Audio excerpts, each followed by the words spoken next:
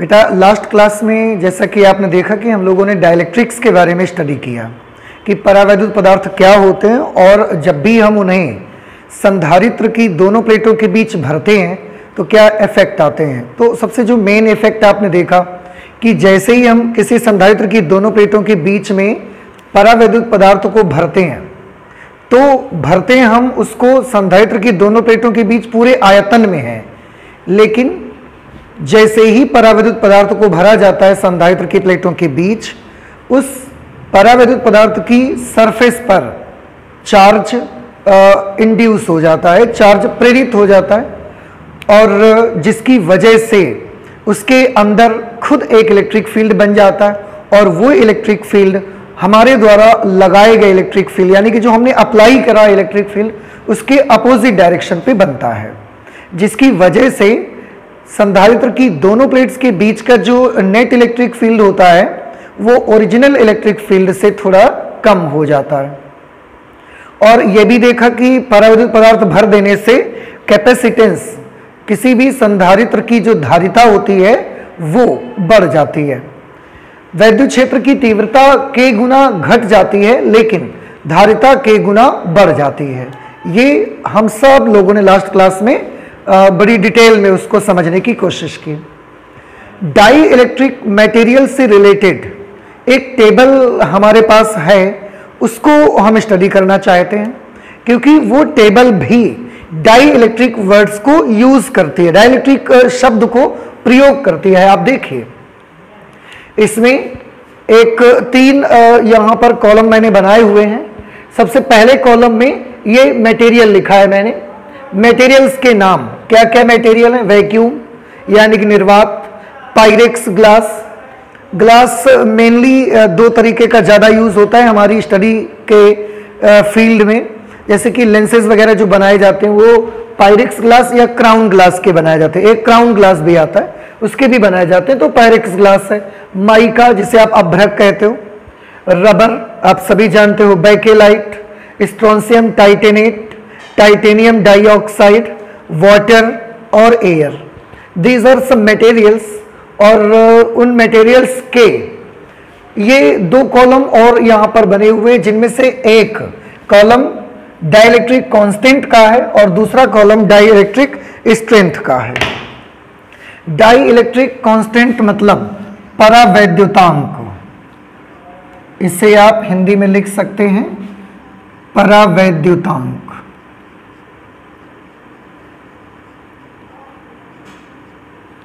ठीक है, और आप सभी को मालूम ही है परावैद्युतांक को हम कैसे रिप्रेजेंट करते हैं। और ये डाइलेक्ट्रिक स्ट्रेंथ है, डाइलेक्ट्रिक स्ट्रेंथ मतलब परावैद्युत सामर्थ्य, इसे आप हिंदी में बोल सकते हैं परावैद्युत सामर्थ्य। इसको मैं यहां लिख देता हूं,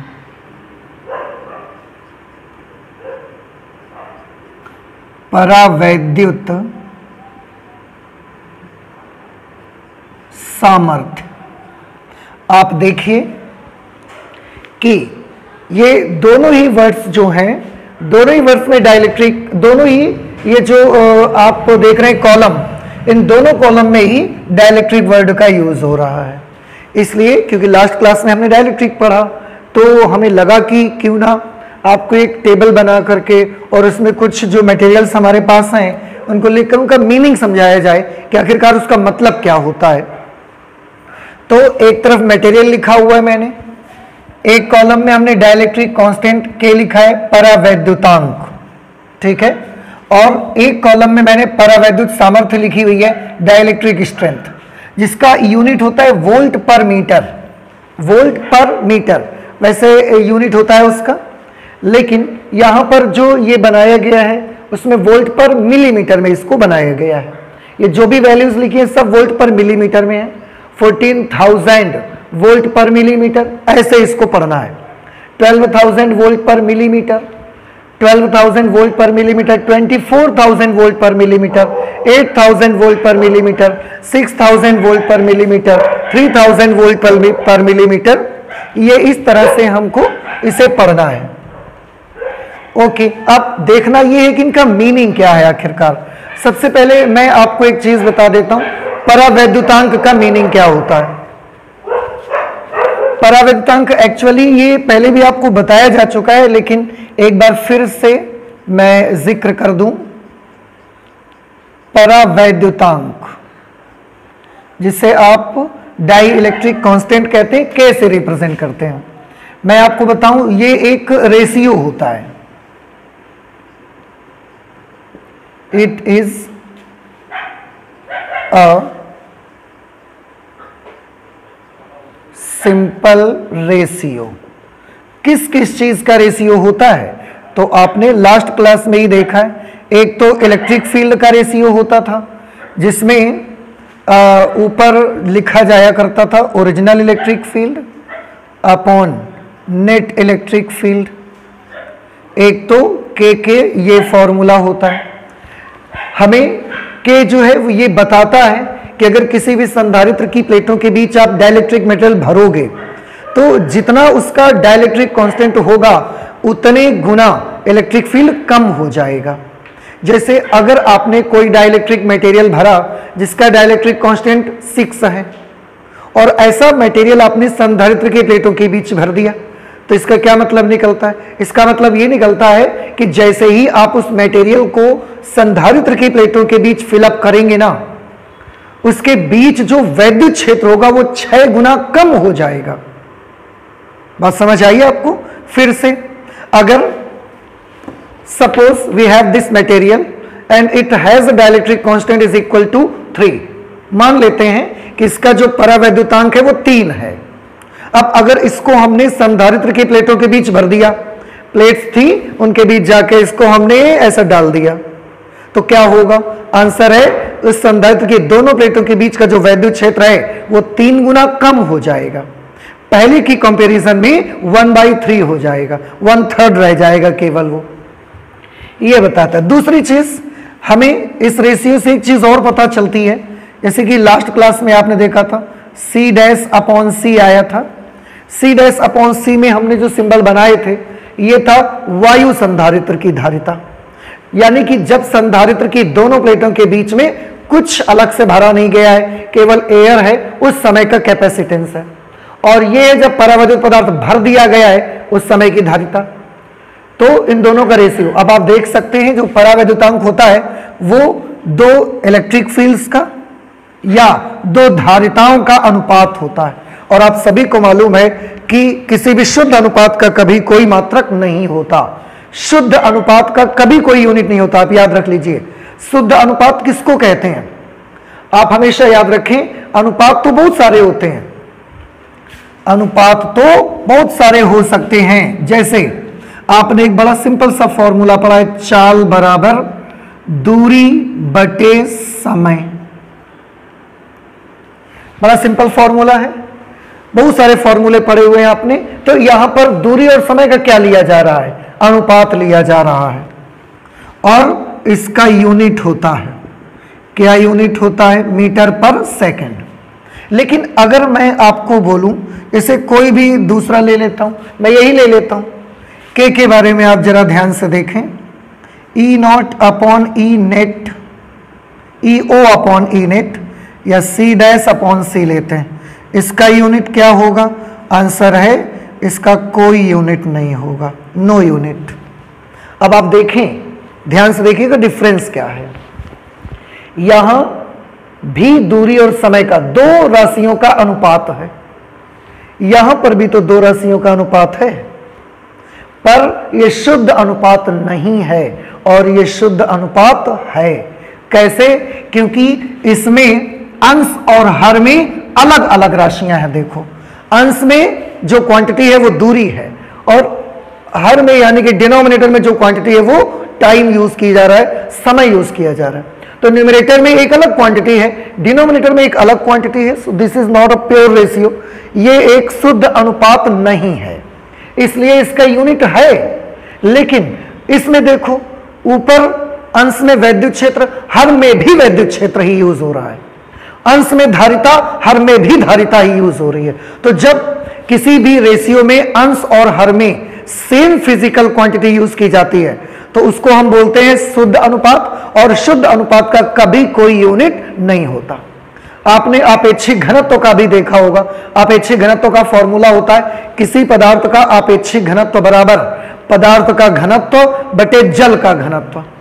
अंश में भी घनत्व, हर में भी घनत्व, इसलिए एक शुद्ध अनुपात और इसका कोई यूनिट नहीं हो सकता। ऐसे बहुत सारी फिजिकल क्वांटिटीज हैं हमारी साइंस में जिनमें शुद्ध अनुपात होते हैं वो, और इसीलिए उनका कोई यूनिट नहीं होता, और इसलिए इनके बगल में कोई यूनिट लिखा भी नहीं गया है, इसके बगल में यूनिट लिखा गया है। देखो, तो परावैद्युतांक आपको क्या बताया करेगा, ध्यान रखिएगा।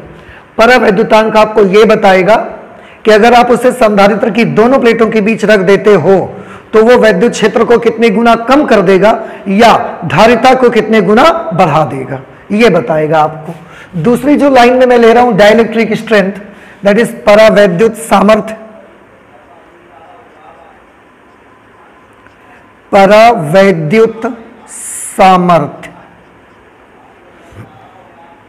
ठीक है। परावैद्युत सामर्थ्य हमको क्या बताती है, अब इसको ध्यान से सुनिए। परावैद्युत सामर्थ्य, सबसे पहली बात तो मैं आपको बताऊं, ये इलेक्ट्रिक फील्ड की वैल्यू होती है। परावैद्युत सामर्थ्य जो होती है वो इलेक्ट्रिक फील्ड की वैल्यू होती है, वैद्युत क्षेत्र का मान होता है, ठीक है।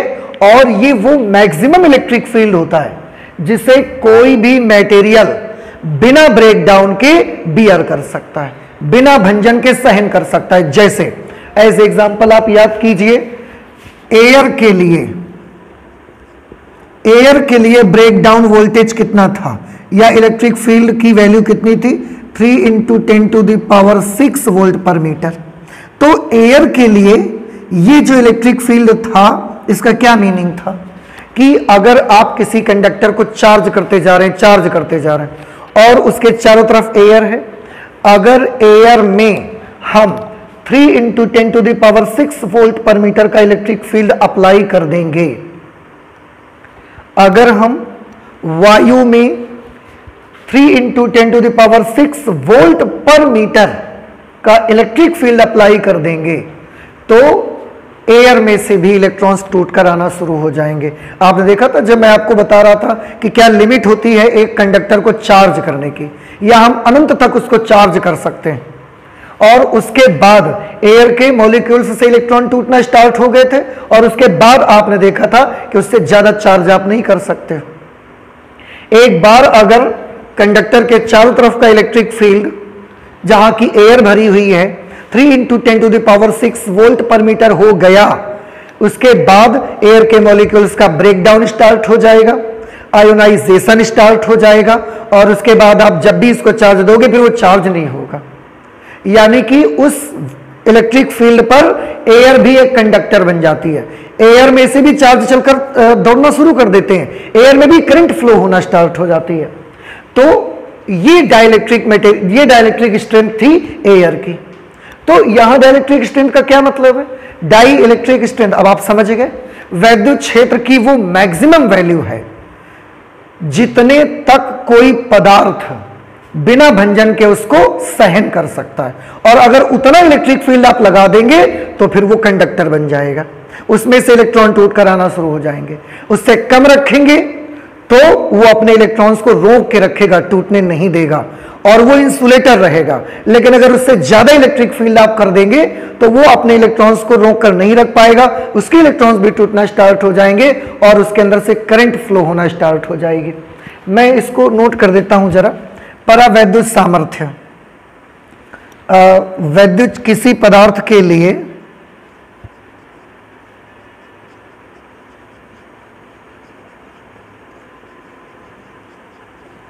किसी पदार्थ के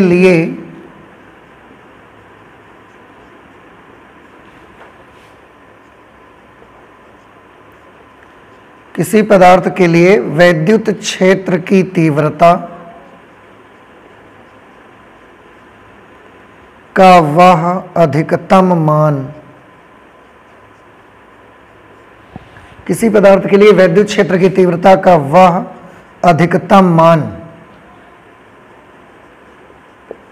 जिससे वह पदार्थ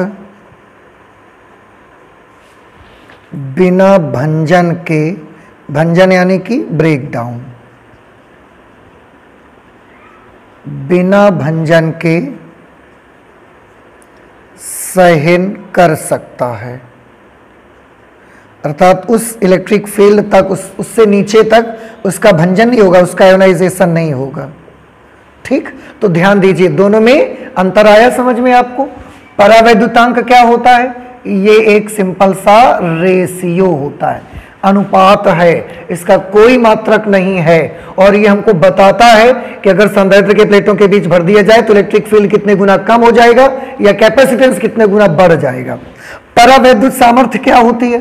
परावैद्युत सामर्थ्य वैद्युत क्षेत्र होता है, ये वैद्युत क्षेत्र की तीव्रता होती है, इसे कोई भी मटेरियल बिना ब्रेकडाउन के बियर कर सकता है। अब ये कुछ वैल्यूज लिखी हुई हैं, इन पे थोड़ा सा नजर डालिए और देखते हैं। सबसे पहले डाइलेक्ट्रिक कांस्टेंट को देखेंगे। वैक्यूम का डाइलेक्ट्रिक कांस्टेंट 1 होता है, ये लास्ट क्लास में भी हमने आपको करके दिखाया था कि निर्वात का परावैद्युतांक 1 रहेगा, और बाकी जितने भी मटेरियल इस दुनिया में हैं सारे पदार्थों का परावैद्युतांक 1 से हमेशा ज्यादा ही रहेगा। पायरेक्स ग्लास का डाइलेक्ट्रिक कांस्टेंट होता है 5.6, माइका का 3.6, rubber 6.9, Bakelite 4.9, strontium titanate 310, titanium dioxide 100, water 80, air 1.00059। ये इनका वैल्यू होती है। मीनिंग क्या है? मीनिंग अभी मैं बार बार यहां बता रहा था कि अगर आप संधारित्र के प्लेटों के बीच वैक्यूम कर देते हैं, निर्वात, इसका मतलब है उसके संधारित्र की धारिता क्या हो जाएगी? 1 गुना बढ़ जाएगी। 1 गुना बढ़ने का मतलब है उतनी ही रहेगी, कोई फर्क नहीं पड़ेगा। आप देख लो ना, के की जगह 1 लिखो तो 1 is equal to C dash upon C, then C dash is equal to सी।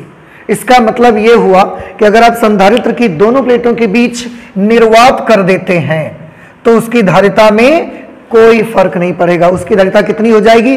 1 गुनी हो जाएगी, और 1 गुना होना मतलब तो उतनी रहेगी ना, कोई परिवर्तन नहीं आएगा। लेकिन अगर आप किसी संधारित्र की दोनों प्लेट्स के बीच में पायरेक्स ग्लास भर देते हैं, ये संधारित्र की दोनों प्लेट्स हैं और उनके बीच में आपने पायरेक्स ग्लास पूरा का पूरा ऐसा भर दिया, इस पे पूरा भर दिया इसके बीच में, फिर क्या होगा? आप देखेंगे कि उस कैपेसिटर की जो कैपेसिटेंस होगा, उस संधारित्र की जो धारिता होगी, वो पहले की तुलना में 5.6 गुना इंक्रीज हो जाएगी, 5.6 गुना बढ़ जाएगी। तो अगर पहले धारिता थी 1 तो अब धारिता हो जाएगी 56, 5 नहीं, अगर पहले धारिता थी 10 तो अब 56 हो जाएगी, 5.6 गुना कैपेसिटेंस उसका इंक्रीज हो जाएगा। अगर आप संधारित्र की दोनों प्लेटों के बीच माइका को भरते हैं तो धारिता 3.6 गुना बढ़ेगी। अगर आप रबर भर देंगे तो कैपेसिटेंस 7 टाइम्स इंक्रीज हो जाएगा, 7 टाइम्स, पहले की तुलना में 7 गुना धारिता बढ़ा सकते हैं आप। अगर आप बैकेलाइट भरेंगे तो 5 गुना धारिता बढ़ेगी। अगर आप स्ट्रोंशियम टाइटेनेट भर देते हैं 310 गुना कैपेसिटेंस आप बढ़ा सकते हैं उसका। टाइटेनियम डाइऑक्साइड भरने से 100 गुना बढ़ा सकते हैं कैपेसिटेंस। वाटर भरेंगे तो 80 गुना बढ़ा सकते हैं। एयर अगर भरेंगे तो 1.00059, लगभग करीब करीब कैपेसिटेंस में कोई ज्यादा खास डिफरेंस आपको देखने को नहीं मिलेगा। तो आई होप कि ये बात आपको समझ में आ गई। इसमें सब में देखकर मुझे बताइए प्लीज जल्दी से कि अगर मैं बोलूं मुझे धारिता सबसे ज्यादा बढ़ानी है तो आप प्लेटों के बीच क्या भरना पसंद करेंगे? सबका मन है कह दें स्ट्रोंशियम टाइटेनेट। क्यों? क्योंकि इसका 310 है, बाकी सब तो इससे नीचे आते हैं। अगर इसको आप भरेंगे दोनों प्लेट्स के बीच में तो धारिता 310 गुना बढ़ जाएगी। ठीक है, ये इसका मतलब हुआ। सिमिलरली डाइलेक्ट्रिक स्ट्रेंथ के बारे में मैं आपको बताऊं। डाइलेक्ट्रिक स्ट्रेंथ में अगर आप जो भी मटेरियल है, जैसे हमने संधारित्र लिया और संधारित्र की प्लेटों के बीच का डिस्टेंस है 1 मिलीमीटर, 1 मिलीमीटर डिस्टेंस है, 1 मिलीमीटर डिस्टेंस है, और उसमें पायरेक्स ग्लास आपने लगाया, पायरेक्स ग्लास, तो संधारित्र की 2 प्लेटें हैं, एक ये और एक ये, उसके बीच में आपने पायरेक्स ग्लास भर दिया। यहां पर 1 मिलीमीटर डिस्टेंस पर अगर आप पायरेक्स ग्लास की 1 मिलीमीटर डिस्टेंस पर 14,000 वोल्ट अप्लाई करते हैं, अगर 14,000 वोल्ट लगा दोगे। केवल 1 मिलीमीटर डिस्टेंस पर 14,000 वोल्ट का अगर वोल्टेज आप अप्लाई कर देंगे, फिर पायरेक्स ग्लास भी अपने अंदर से करंट को कंडक्ट करना स्टार्ट कर देगा। पायरेक्स ग्लास के अंदर से भी धारा का बहना शुरू हो जाएगा, उसके इलेक्ट्रॉन्स टूटना शुरू हो जाएंगे, उसका आयोनाइजेशन स्टार्ट हो जाएगा, उसका ब्रेक डाउन स्टार्ट हो जाएगा। और उसके बाद अगर आपने पायरेक्स ग्लास भरा है तो उसके बाद आप कैपेसिटर को चार्ज नहीं कर सकते, फिर वो चार्ज ही नहीं होगा, उसका चार्ज लीक होना स्टार्ट हो जाएगा। समझ आया आपको? लेकिन 1 मिलीमीटर में 14,000 वोल्ट तक पायरेक्स ग्लास अपने आप को रोक के रखेगा।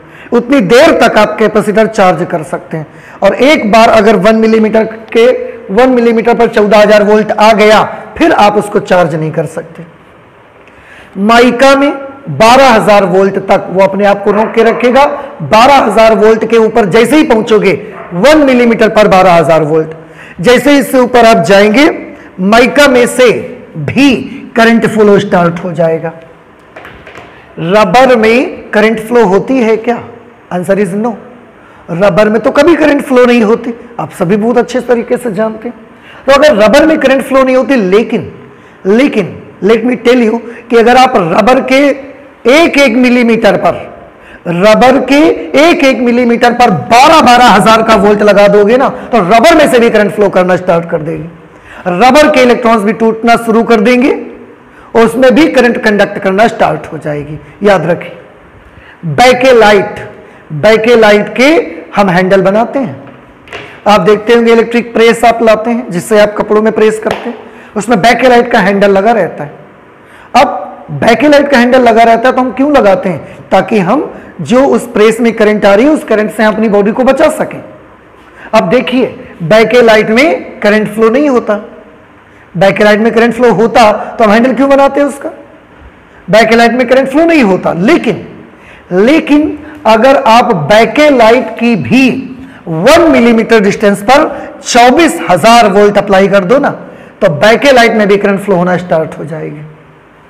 कहने का मतलब यूं, अगर आपने संधारित्र के प्लेटों के बीच निर्वात उत्पन्न कर दिया तो 1 मिलीमीटर की मैं बात कर रहा हूं, सब में अनंत वोल्ट तक आप उसे चार्ज कर सकते हैं।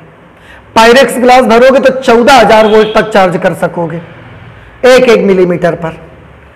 माइका अगर आप भरते हैं तो 12,000 वोल्ट पर मिलीमीटर वोल्टेज आने तक, इलेक्ट्रिक फील्ड आने तक आप संधारित्र चार्ज कर देंगे। अगर रबर भर देते हैं तो 12,000 वोल्ट पर मिलीमीटर इलेक्ट्रिक फील्ड होने तक आप चार्ज कर सकते हैं, इससे ऊपर आप चार्ज नहीं कर सकते। बैकेलाइट भरेंगे तो 24,000 वोल्ट पर मिलीमीटर इलेक्ट्रिक फील्ड आने तक चार्ज कर सकते हैं, इससे ऊपर चार्ज होना बंद हो जाएगा। स्ट्रोंशियम टाइटेनेट अगर भरेंगे प्लेट्स के बीच में तो 8,000 वोल्ट पर मिलीमीटर इलेक्ट्रिक फील्ड आने तक आप संधारित्र कैपेसिटर को चार्ज कर सकते हैं। ये इसका मीनिंग है। अब इन सब को जब आप देखेंगे एक साथ दोनों को देखिए, हमको बड़ा लालच लगता है इन सबको देख करके कि संधारित्र की प्लेटों के बीच में हम क्या भर दें, वाटर बड़ी आसानी से मिल जाएगा सबके घरों में। तो हमें बड़ा लालच लगता है कि एक संधारित्र लाओ और उसकी प्लेटों के बीच क्या भर दो, वाटर। क्यों? क्योंकि वाटर भरने से धारिता 80 गुना बढ़ने वाली है। देखो ना, 80 गुना धारिता बढ़ जाएगी। और हम हमेशा चाहते हैं, हमारा हमेशा एक ही पर्पस है कि संधारित्र की धारिता ज्यादा से ज्यादा होनी चाहिए। We want to store more and more charge on capacitor. तो हमारा हमेशा थर्स्ट यही है कि हम ज्यादा से ज्यादा चार्ज स्टोर करना चाहते हैं। तो हमें बड़ा लालच लगता है कि लाओ एक संधारित्र लाते हैं और उसके दोनों प्लेट्स के बीच में वाटर भर देते हैं। क्यों? क्योंकि हम देख रहे हैं कि पानी भरने से उसकी धारिता कितने गुना बढ़ जाएगी, 80 गुना इंक्रीज होने वाली है। लेकिन नहीं होती। क्यों?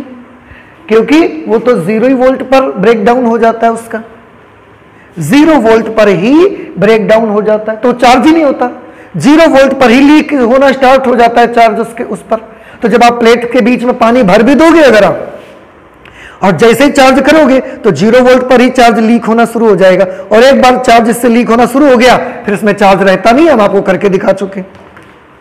तो वाटर भरने से हमारा कोई कुछ हासिल नहीं हो पा रहा है।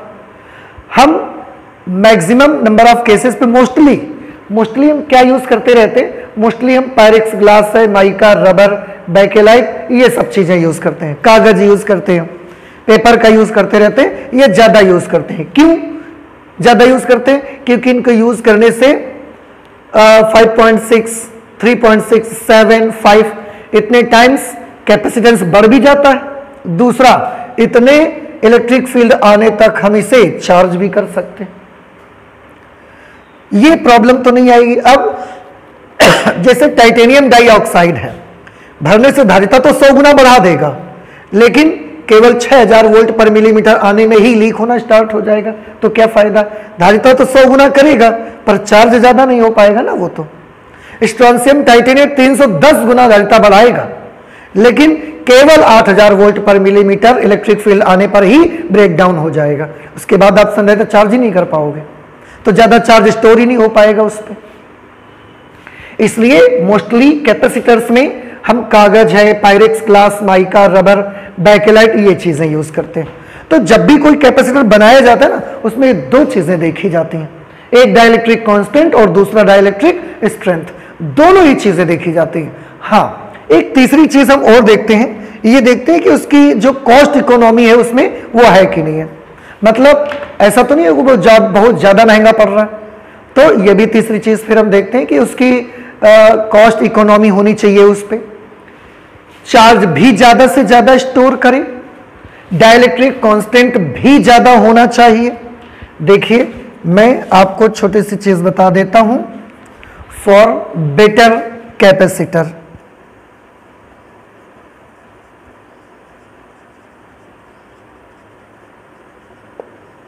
for better capacitor,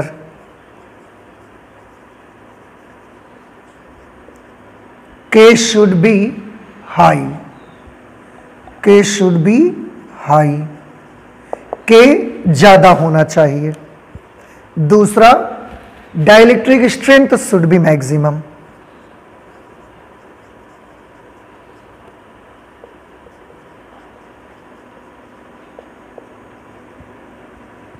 dielectric strength should be maximum. Okay, ये दोनों ही चीजें हमें ज्यादा चाहिए तो एक अच्छा कैपेसिटर आप बना पाओगे। तीसरी कौन सी चीज मैंने बताई कि उसमें कॉस्ट इकोनॉमी होनी चाहिए। इन सब चीजों के साथ साथ पैसे भी देखने हैं कि ज्यादा पैसे भी खर्च मत हो, ऐसा कैपेसिटर हम बनाते हैं। तो आई होप कि ये टेबल जो मैंने कोशिश किया है आपको समझाने की, आपको समझ में आई होगी। ये है कितना गुना कैपेसिटेंस बढ़ाएगा, और ये है कि कितने वोल्ट पर मिलीमीटर तक हम उसको चार्ज कर सकते हैं। तो हम दोनों चीजें हाई चाहते हैं, डाइलेक्ट्रिक कांस्टेंट भी हम हाई चाहते हैं और डाइलेक्ट्रिक स्ट्रेंथ भी हम मैक्सिमम चाहते हैं, और कॉस्ट इकोनॉमी केवल हम लो चाहेंगे कि कीमत उसकी जितनी कम से कम हो उतना ज़्यादा अच्छा रहेगा। तो आई होप कि ये चीज़ आपको समझ में आ गई। आज हम फिजिक्स में इतना ही रखेंगे क्योंकि डाइलेक्ट्रिक्स में इतना थोड़ा सा पॉइंट बचा हुआ था और इसलिए मैंने आज इसको बताया हुआ है। नेक्स्ट क्लास में हम इसके आगे की बातें करेंगे। तो आज हम फिजिक्स में इतना ही रखते हैं, चलते हैं, मिलते हैं नेक्स्ट क्लास पे। Thank you.